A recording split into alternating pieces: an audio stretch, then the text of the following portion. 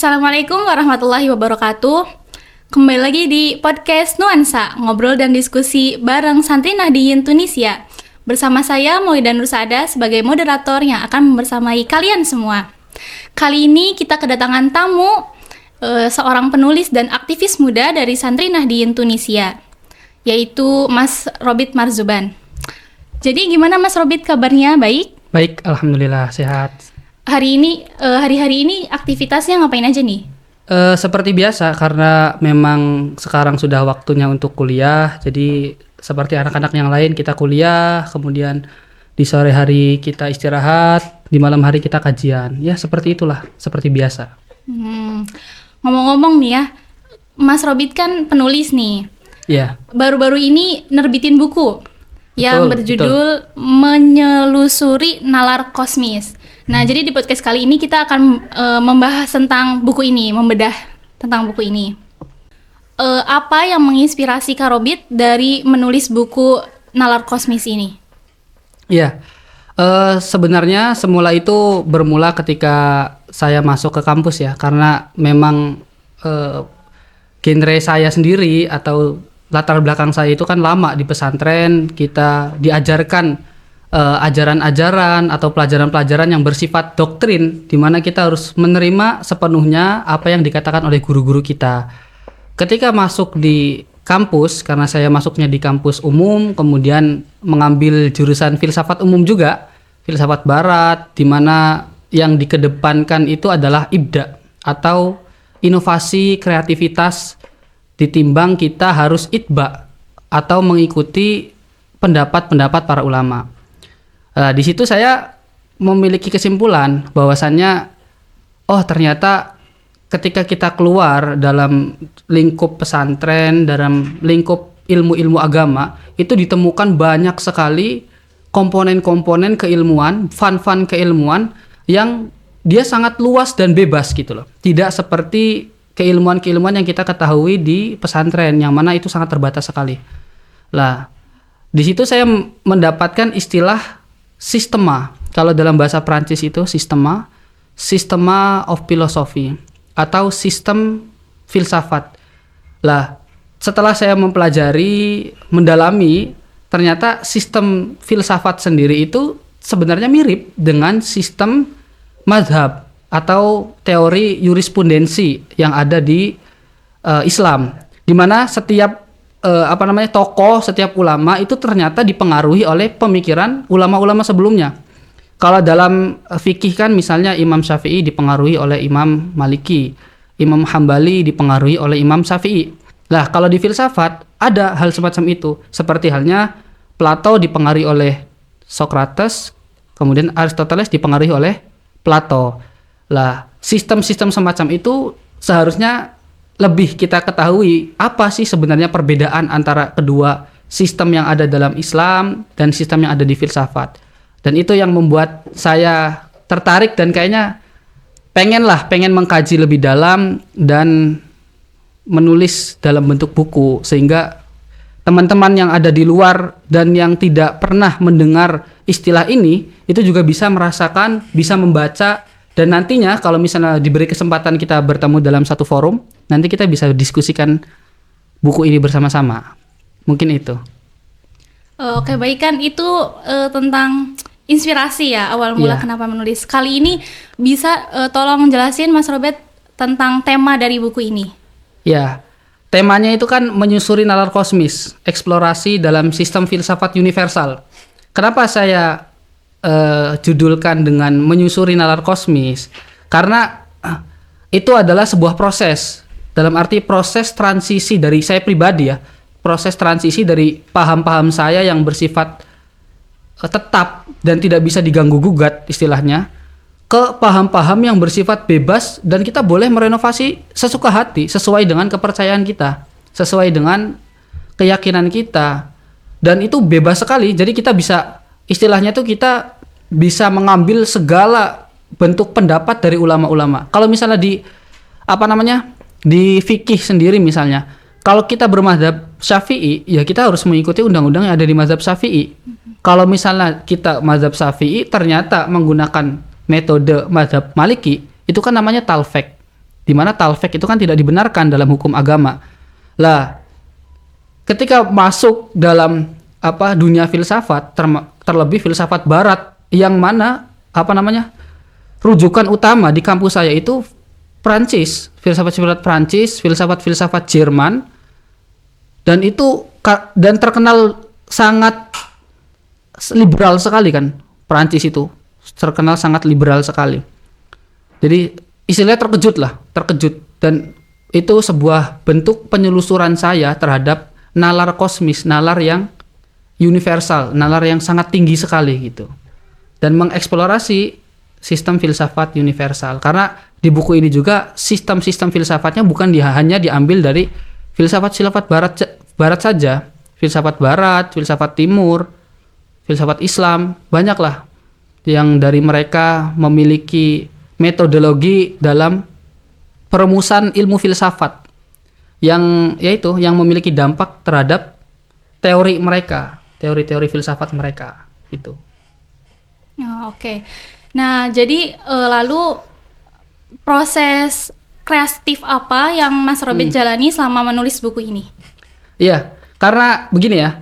Karena buku yang saya tulis itu kan berbahasa Indonesia, gitu, berbahasa Indonesia. Sedangkan kita hidup di negara Arab, otomatis buku-buku di sini juga bahasa Arab, dan bahasa kedua di sini juga kan bahasa Perancis. Jadi selain bahasa Arab, buku-buku bahasa Arab yang mendominasi di sini, itu kan buku-buku bahasa Perancis yang mendominasi. Sehingga bagi saya yang walaupun dulu kan di pesantren sering sekali membaca literatur bahasa Arab, tapi kan itu literatur yang berkaitan dengan ilmu-ilmu bahasa, misalnya ilmu-ilmu agama, ilmu-ilmu etika, yang mana bahasa yang digunakan dalam buku-buku tersebut itu lebih mudah. Lah kalau kita di sini dari mulai geografi, ekonomi, sosial, politik sampai filsafat, buku-bukunya Arab semua. Jadi untuk kita memahami itu kan juga harus memahami literatur yang ada dalam karya-karya tulis mereka.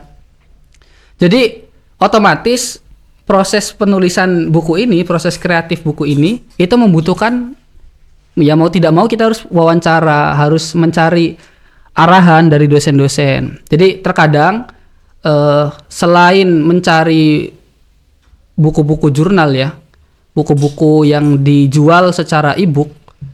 Jadi ini klarifikasi sebenarnya ya. Dalam pengambilan, karena saya itu di sini di Tunis, jauh di Indonesia, itu banyak sekali pertanyaan yang diajukan ke saya. Jadi kok bagaimana cara menulisnya, sedangkan di daftar pustaka itu banyak sekali rujukan buku-buku berbahasa Indonesia gitu.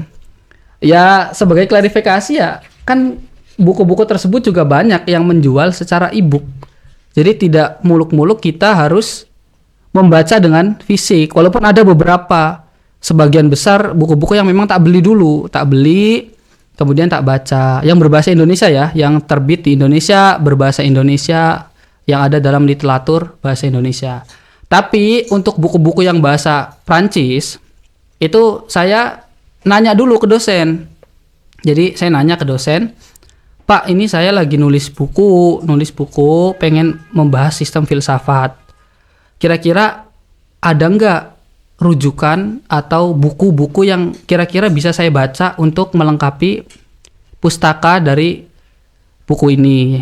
Terus banyak dosen-dosen yang mengelis, memberikan arahan, bahkan ada yang menuliskan langsung judulnya. Ini kamu, kan saya terkenalnya Muhammad ya, dipanggilnya Muhammad di kampus. Muhammad, ini kamu harus baca buku-buku ini. Misalnya buku-bukunya Albert Memmi, buku-bukunya banyaklah Nietzsche kan, yang di sini malah justru lebih banyak dicetak dengan menggunakan bahasa Prancis daripada bahasa Arab dan bahasa Inggris. Walaupun banyak ya, dan karena literatur Prancis itu secara penulisan itu dekat dengan bahasa Inggris. Jadi kalau misalnya kita sudah bisa membaca buku berbahasa Inggris, kalau kita membaca buku berbahasa Prancis itu bandingannya dekat. Jadi enak lah maksudnya untuk pertimbangan. Beda kalau misalnya kita mendengarkan orang Prancis ngomong itu, kalau dalam bahasa Inggris kan ya nggak terlalu jauh lah perbedaannya antara kepenulisan, terus bagaimana diucapkan kalimat itu. Kalau Prancis itu sangat berbeda sekali.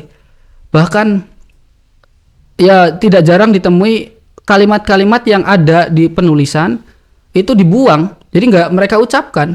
Jadi kita itu kalau ngedengar misalnya dosen ngomong di kelas menggunakan bahasa Perancis itu ya nggak tahu lah, la ghurbiah wala syarqiyah lah intinya, nggak tahu arahnya kemana, nggak tahu apa yang dimaksud. Tapi ketika dia sudah menulis keterangannya di papan tulis, misalnya nih saya lagi menjelaskan ini di papan tulis, itu kita langsung connect, oh ternyata itu gitu. Jadi pertimbangan antara bahasa Inggris dan bahasa Perancis itu mudah lah dalam segi literatur tulisannya. Jadi itu sangat membantu saya dalam mencari referensi dalam berbagai bahasa Inggris, dalam buku berbagai bahasa Inggris. Itu karena banyak sekali di situ. Iya. Ya seperti itulah. Jadi selain membaca buku-buku yang ada di perpustakaan, mencari referensi di e-book misalnya atau beli dari Indonesia dikirim ke sini, itu juga sebenarnya saya wawancara sama dosen-dosen, sama teman-teman yang memang aktivis mereka. Ya wawancara bukan wawancara perihal isi buku, tapi minta rekomendasi buku apa gitu yang harus saya baca untuk melengkapi maroje, daftar pustaka di buku ini. Tuh. Nah, lalu bagaimana Mas Robert ini mengintegrasikan konsep filsafat dan kosmologi dalam tulisan ini? Ya, filsafat dan kosmologi itu dua hal yang sebenarnya tidak bisa kita pisahkan ya. Karena gini, filsafat mengajarkan kita untuk berpikir secara kritis, sedangkan kosmologi mengajarkan kita untuk menemukan realitas apa yang ada di dunia ini. Misalkan adanya hujan. Kalau di Indonesia itu istilah semacam ini terkenal dengan namanya logika mistika. Itu di bukunya Tan Malaka ada tuh logika mistika. Jadi banyak orang yang masih percaya tentang sebab-sebab mistik, sebab-sebab metafisik yang terjadi di alam semesta. Misalnya turunnya hujan di misalnya paham Jawa, paham Islam kejawen misalnya, atau paham lama lah, paham kuno. Itu kan menganggap bahwasanya adanya hujan itu kan karena adanya dewa sedang menangis misalnya, adanya petir malaikat selfie misalnya kayak gitu lah. Bidadari lagi mandi. Itu kan dari segi filsafat itu nggak bisa diterima hal kayak gitu. Filsafat itu harus merupakan bukti ilmiah. Bukti ilmiah harus bisa dirasionalkan secara akal. Jadi keduanya itu sangat berhubungan. Bagaimana caranya filsafat memberikan batasan-batasan. Nih, kayak gini nih sebenarnya ada alasannya. Ada alasan ilmiahnya. Misalnya hujan itu karena penguapan air laut. Lah, ya memang gini. Memang itu timbul itu kan karena adanya ilmu misalnya meneliti laut, misalnya meneliti uap laut, ilmu geografi misalnya, atau ilmu apapun, tapi kan pikiran ke situnya loh, paham nggak? Jadi pikiran untuk kita mengarah ke keilmuan itu awalnya dari naked, dari krisisme, atau dari cara kita menimbulkan pertanyaan, itu kan ada dalam filsafat. Makanya filsafat dijuluki sebagai ibunya para ilmu. Matematika misalnya, kok bisa 1 tambah 1 jadi 2? Kok bisa 4 tambah 4 jadi 8 misalnya. Lah itu kan analisa semacam itu kan awalnya memang muncul dari pikiran manusia gitu, kreativitas seorang manusia. Sehingga muncul rumus-rumus, muncul kesimpulan-kesimpulan alamiah gitu. Dan banyak sekali itu yang awalnya dari filsafat. Misal Sokrates. Sokrates itu dia tidak memiliki karya. Tapi dia beruntung karena dia punya murid Plato. Lah, Sokrates itu dalam membangun teori filsafatnya, itu dia jalan-jalan, istilahnya jalan-jalan kemana-mana, ke pasar. Nanya ke orang apa sih esensi dari kehidupan, apa sih tujuan dari kehidupan kayak gitu. Lah, sehingga rumusan, jawaban-jawaban yang diberikan oleh orang-orang banyak itu menjadikan dia memiliki kesimpulan. Dari kesimpulan itu Sokrates punya teori sendiri, punya teori tentang ini, punya teori tentang itu. Jadi ya hubungannya sangat erat sekali, dan bisalah kita kolaborasi antara kosmologi dan filsafat untuk membuktikan bahwasanya pikiran kita itu benar-benar ilmiah, benar-benar nyata. Jadi tidak hanya dikaitkan dengan hal-hal mistik atau hal-hal metafisik saja yang sangat sulit untuk diterima pada zaman sekarang. Mungkin itu. Nah, dari menulis buku ini yang halamannya hampir 200 ya. Iya. Pasti kan ada lika-liku tuh dalam menulisnya dari awal sampai akhir. Nah, dari tantangan itu apa tantangan terbesar Mas Robert dalam menulis buku ini dan bagaimana sikap Mas Robert dalam menghadapi tantangan tersebut? Iya, mungkin yang saya rasakan tantangan terbesarnya adalah waktu ya. Karena menulis buku filsafat itu kan selain harus memahami teori-teori, banyak sekali teori-teori yang ada dalam filsafat, itu kita harus menyelami literatur yang ada dalam filsafat, istilah-istilah yang ada di filsafat, entah itu epistemologi, entah itu logos, entah itu misalnya cogito ergo sum yang sangat terkenal itu.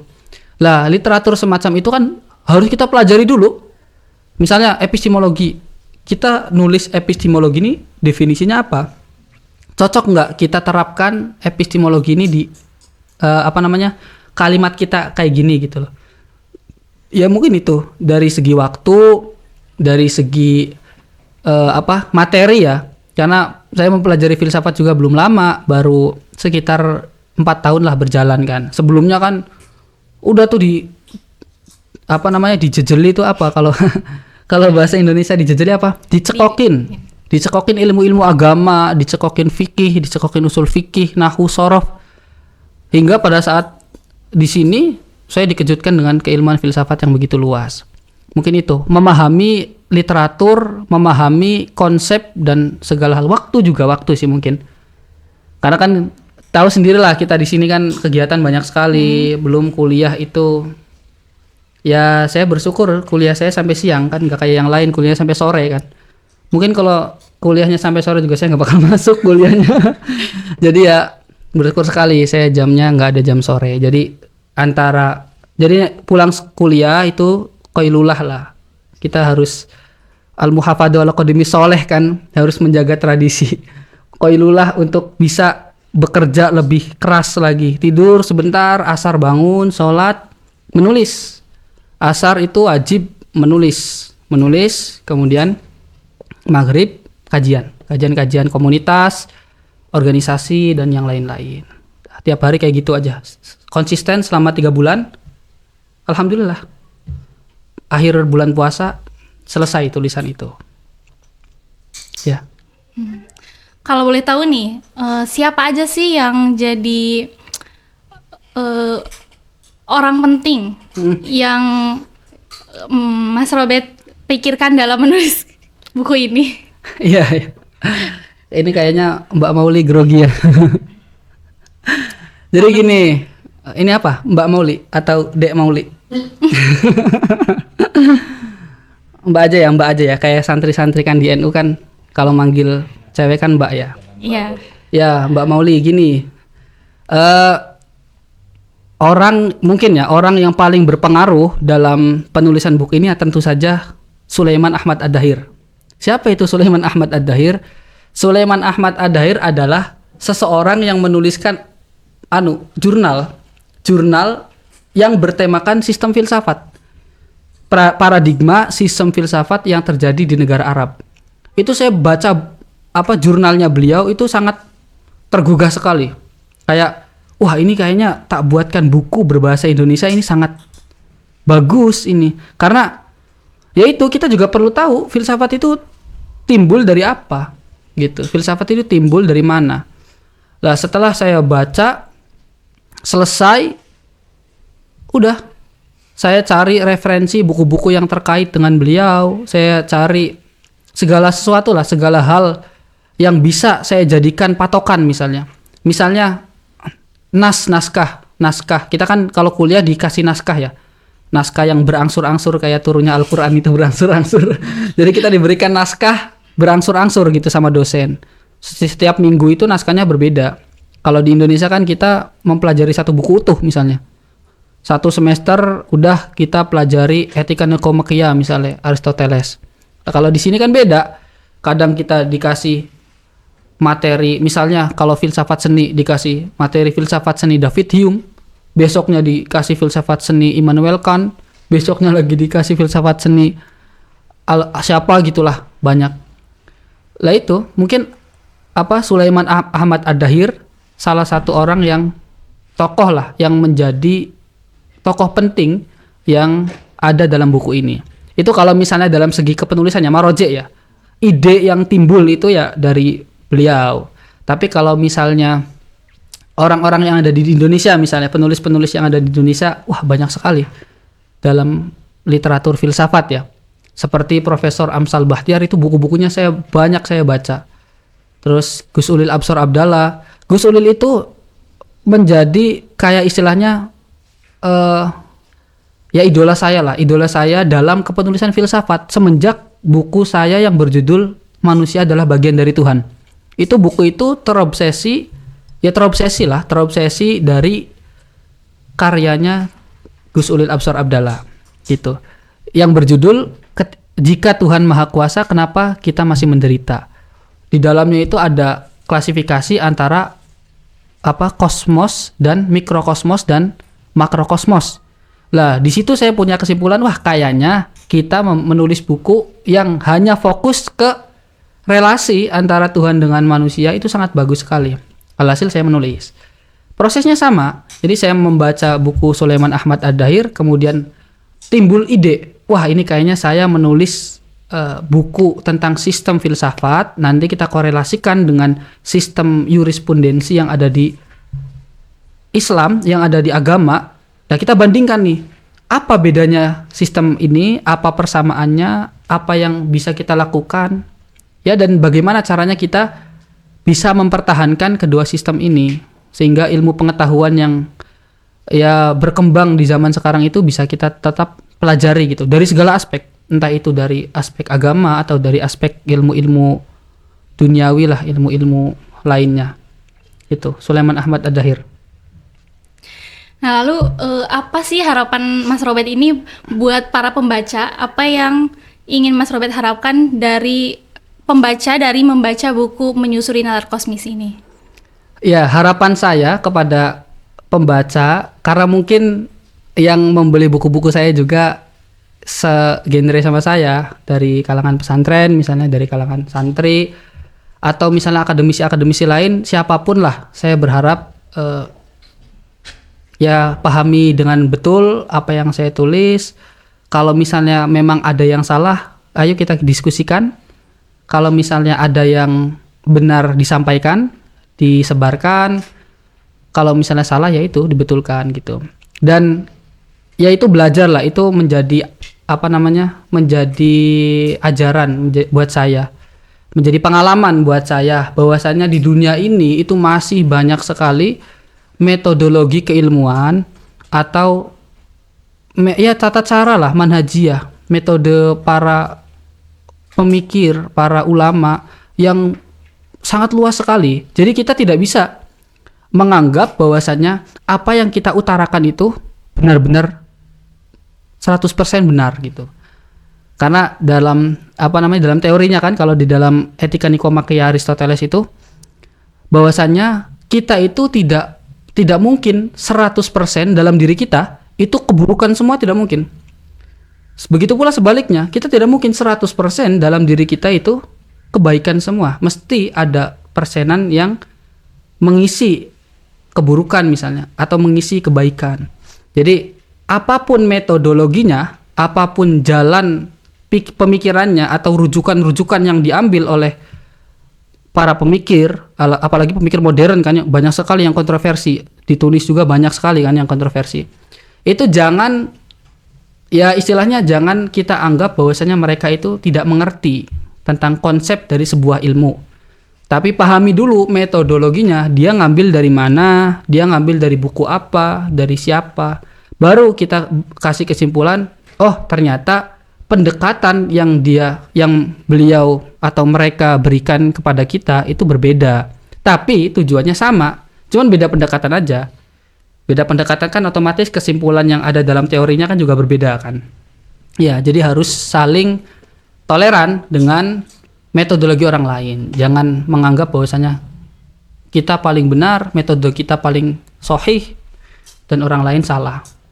Pelajari aja, kalau misalnya kita anggap metodenya dia itu salah, ya udah dalam hati aja nganggapnya gitu. Dia salah gitu. Kita yang paling benar. Tapi di sisi lain secara dohirannya itu kita telusuri ini kok bisa dia ngomong kayak gini itu dari mana gitu. Ya telusuri aja. Sehingga nanti kita nemu sendiri, oh ternyata dari sini seharusnya kita belok kanan, dia belok kiri misalnya. Tapi tujuannya tetap satu gitu. Ya. Nah, mau nanya nih, dari bagian buku ini, bab-bab di buku ini, bagian mana yang paling mendekati dengan kehidupan sehari-hari Mas Robert? Aduh, gimana? Karena ini buku filsafat ya. Kecuali kalau buku sastra. Kalau buku sastra mungkin bolehlah kita tanya, ini relief atau enggak gitu kan? Ini diambil dari kisah nyata atau enggak? Tapi oke lah. Kalau misalnya kita lihat dari isi buku tersebut ya yaitu pengalaman at-tajribah gitu. Jadi bagaimana sebuah ilmu ya, sebuah ilmu itu disimpulkan berdasarkan pengalaman. Ya itu, imperialisme kalau istilahnya itu imperialisme at-tajribiyah. Jadi kita ini misalnya mau menyimpulkan suatu hal, ini itu baik, ini itu buruk. Itu ditelusuri atau disimpulkan berdasarkan pengalaman-pengalaman kita. Oh, ini tuh baik apa enggak, ini tuh misalnya api lah, kita tahu api panas kan setelah kita menyentuh api kan.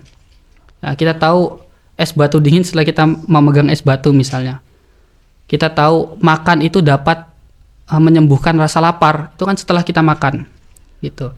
Jadi itulah yang mengajarkan saya bahwa wah ini kalau misalnya saya belum tahu jawaban dari suatu hal, berarti saya belum mengalami suatu hal itu gitu. Jadi kita lebih soft lah, lebih relax, hidup itu lebih enak ya, membaca, belajar juga lebih santai, lebih suka lah istilahnya. Nah, pertanyaan terakhir nih, dari setelah menulis buku Menyusuri Nalar Kosmis ini, langkah apa yang akan Mas Robert jalani? Maksudnya apakah ada karya lain yang sedang ditulis setelah ini? Ya, saya bertekad untuk setiap tahun menerbitkan satu buku, minimal satu buku. Kalau jurnal itu tambahan lah, jurnal, artikel, dan yang lain-lain. Tapi saya bertekad setiap tahun saya harus menerbitkan satu buku, karena itu saya yakini sebagai proses intelektual kita, proses berjalannya proses akademik kita lah. Jadi saya berhenti mungkin sampai apa ya? Saya berhenti sampai tangan saya putus mungkin. Ya, saya akan terus menulis sampai buku saya benar-benar memiliki manfaat untuk orang banyak, sampai dibaca oleh orang banyak, sampai ya itulah istilahnya tuh gini, seorang penulis itu seperti ibu yang menunggu kelahiran anak-anaknya. Penulis juga sama, menunggu kelahiran karya-karyanya selanjutnya. Dan seorang ibu itu kan mesti berharap anaknya menjadi seorang yang berpengaruh di kehidupan luar kan, berpengaruh di masyarakat, bukan hanya menjadi penonton saja kan. Sama penulis juga berharap bukunya berada dalam jajaran buku-buku yang berpengaruh, dalam jajaran buku-buku yang bisa merubah mindset kita, bisa menambah pengetahuan kita. Jadi bukan hanya menjadi buku yang dipajang doang tanpa dibaca gitu. Jadi ya itulah, ada kalau misalnya ditanya apakah ada karya lain, pasti ada, dan draftnya itu sangat banyak. Jadi kita tunggu aja kapan gilirannya buku-buku itu diterbitkan. Entah itu sastra, entah itu pengalaman di sini, entah itu ilmiah, ya tunggu saja. Terima kasih banyak Mas Robert. Semoga harapan-harapannya semuanya terwujud. Ya, amin. Nah, dari sini, dari yang sudah Kak Robert sampaikan ini, kita bisa mengambil kesimpulan bahwa kita sebagai generasi muda harus produktif dan melek akan problematik dunia yang terjadi karena kita sebagai generasi muda adalah yang akan memegang kendali di dunia yang akan datang. Terima kasih atas informasi, Sama-sama. jawabannya. Udah nggak kerasa ternyata lama ya. Nggak kerasa emang kalau dijalani dengan rasa suka itu nggak kerasa. Maksudnya enjoy. Iya, harus. Iya. Oke, mungkin cukup sampai sini podcast kali ini. Jangan lupa untuk tonton terus podcast Nuansa, ngobrol dan diskusi bareng Santri Nahdiyin Tunisia. Terima kasih semuanya. Wassalamualaikum. Assalamualaikum.